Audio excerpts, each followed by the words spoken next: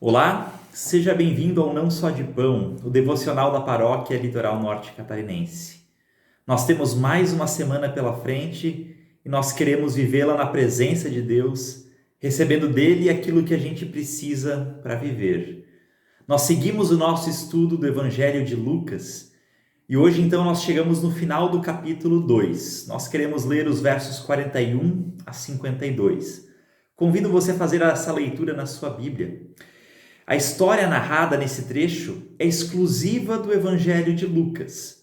Não aparece em nenhum outro evangelho. E isso é muito curioso, não é verdade? Nós vimos que Lucas, ele faz uma pesquisa cuidadosa e detalhada sobre a vida de Jesus. Ele fala isso no primeiro capítulo, no versículo 3. Ele então foi em busca de informações sobre a infância de Jesus, aquilo que talvez outros evangelistas não acharam tão relevante, tão importante de relatar. Para Lucas, no seu propósito, ele considera isso importante. Ele então compartilha essa informação conosco. Ele conta que era costume dos pais de Jesus participarem todos os anos da festa da Páscoa, celebrada em Jerusalém. Era assim que todos os judeus iam para Jerusalém, pelo menos uma vez por ano, nas festas que eram instituídas. A festa dos primeiros frutos, a festa das cabanas, a festa da Páscoa.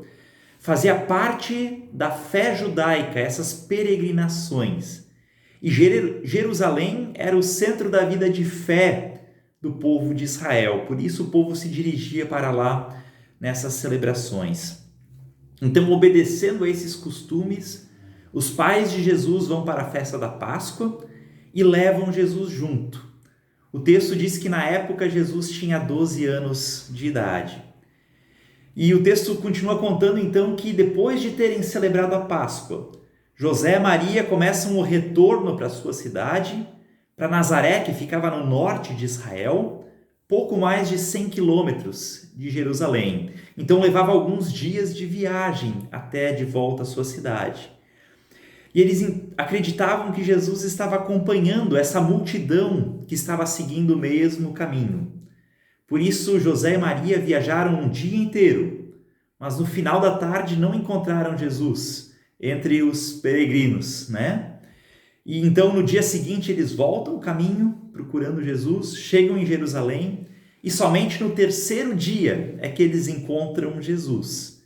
Ele estava num dos pátios do templo, sentado entre os mestres da lei, e ele estava então ouvindo e fazendo perguntas. Ele estava admirado, ele estava aprendendo. Nós sabemos que todo menino judeu, ele começava desde cedo a aprender a Torá. A Torá é a lei de Deus. São os 5 primeiros livros da Bíblia: Gênesis, Êxodo, Levítico, Número, Deuteronômios. Esses são os livros que eram a lei de Deus. E a tradição oral era muito forte naquela época. Eram poucas as pessoas que sabiam ler, escrever. Era muito difícil ter acesso a fragmentos escritos, rolos e papiros. Era caro, era raro, era escasso. E por isso as pessoas aprendiam a decorar o Antigo Testamento. E isso era ensinado desde cedo às crianças. Era uma coisa que fazia parte da tradição deles, a tradição oral. Ensinar, repetir e decorar as Escrituras. Desde os 6 anos de idade, as crianças eram instruídas e aprendiam a lei de Deus. E Jesus, então, provavelmente foi ensinado na Torá. Ele tinha conhecimento da Torá. E os seus pais, então, encontram ele debatendo os mandamentos com os estudiosos da lei. O texto diz que a inteligência de Jesus admirava aqueles que estavam o ouvindo. 2 vezes no capítulo 2 de Lucas, o autor diz que Jesus ia crescendo em sabedoria. No verso 40 e no verso 52, Jesus crescia em sabedoria diante de Deus.